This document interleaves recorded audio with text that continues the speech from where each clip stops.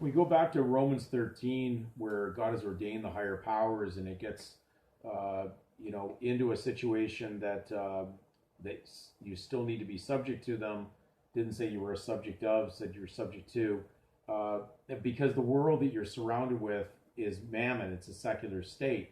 So the only thing the secular state understands is secularism when it comes down to movement and motion in their world. So, because you are a stranger, in essence, to something that's made up, and we're going to deal with that in the next video that deals with the word constitution and constitutor. But the Constitution, or what is made up here, uh, is basically, we'll just take it the realm of Caesar. It's legal, and we mentioned that the registration is only the legal surname in essence, because that's all that was required of Caesar to be registered on there. So we know that everybody that was born, that at least that I'm aware of, I've never met anybody that was not already engaged in the system, whether it was my parents or myself, but we already know that we were already in there.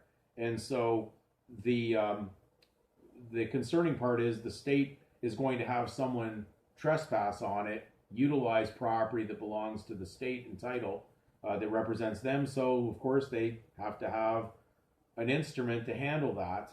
And that's why this is a bonding instrument that's used for that purpose, for someone who could possibly misuse and abuse things that are going to be under state title.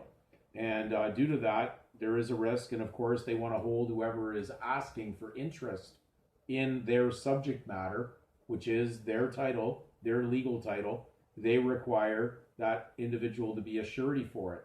So it is not out of the ordinary for to see that a 9-digit social insurance number is established, especially through the federal government, to oversee and track the one who's asking to be an assumptive trustee who's going to move around this property, this bond, which the state is responsible for.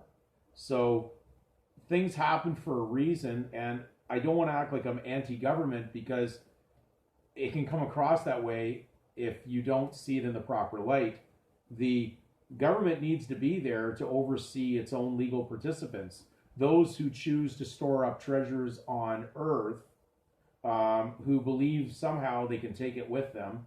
So the unfortunate journey for those that are going to be down that legal journey, that are hoarders and junkies of junk, to keep on collecting as much as they can and hoarding it up, they need to be governed by the state. They need to have law enforcement over them. And so I fully agree with the fact that there must be police officers and there has to be people in there. Now remember, those police officers also are people that are also in the legal system. So they're carrying guns and weapons to deal with people that are also carrying an arms, in a sense, in property. And so they're there to govern and enforce them with arms upon arms. So it's there for a reason. But then there's the spiritual people of God that unfortunately have been deceived as believers to be commingling in with the system and thinking that they must participate in there in a mammon or a monetary way in order to exist. And the relief was given because you can't make somebody a member of something. That's just, there's no consent in that. So if you really were born a member of Canada or the United States, well, contract law, which runs everything, is out the door. Contract law requires consent. And therefore, you could never have been placed in a contract, because that's just an impossibility. And that's why children are protected. And that's why this document is so important, because this is the first document that occurs, which being the birth record the parents filled out. Even though they may have disclosed the private name of the child, the state still has to protect the child no matter what. And so when we see this, just consider that it's not really there, even though it was put there. And the remedy that will come on this will show that there is something still you can do. but you can't elect down two paths at the same time.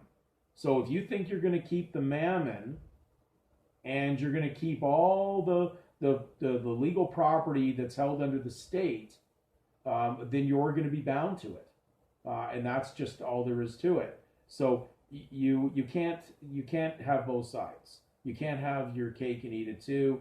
As we read in a previous video from one of the Supreme Court justices that was talking about election. So if you elected down the legal mammon path, you can't at the same time claim that you have a spiritual path, because your spirituality has now been subsumed into the legal collective, and now they will oversee even religious organizations that operate under them under 501c3 registrations, because they are operating within that system. They're claiming money as supreme first, and then their spirituality in secondary position. So the state is there for a reason, but again, we have to understand its limits, what it can do and what it cannot do, what God has allowed them to do and what he has not allowed them to do. So, but it has to be there, and to an extent, if it wasn't for the birth record filled in by the parents, there really wouldn't be a choice for the child, but the child has to come to his own choice at age of election. And that world has selected that at the age 18 for that purpose. Surprisingly, going down the legal direction would certainly add up to the 666, which would be the 18, the mark of the beast. Even in that sequence, it seems to fit. So let's just be mindful that we don't want to get angry with things. We want to be able to look at things with a humble heart and with a peaceful spirit, so that we can come to the conclusion with the relief.